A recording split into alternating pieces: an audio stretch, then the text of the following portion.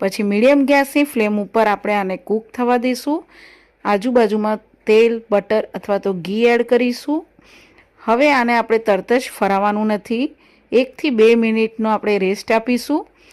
થોડી વારમાં એટલે કે 2 મિનિટ જેવું થશે પછી તમે જોશો તો ઉપરથી તમને પૂરું ડ્રાય થયેલું તમને લાગશે।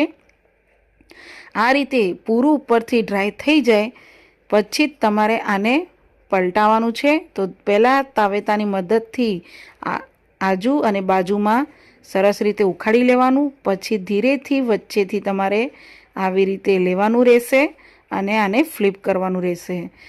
પાછળથી એકદમ કૂક થઈ જાય પછી જ તમારે આને ફરાવવાનું છે અને તમે જોઈ શકો છો કે એકદમ ગોલ્ડન રંગ સરસ આવી ગયો છે। આ રીતે પલટાવ્યા પછી બીજી બાજુ બી 2 મિનિટ જેવું થવા દેવાનું।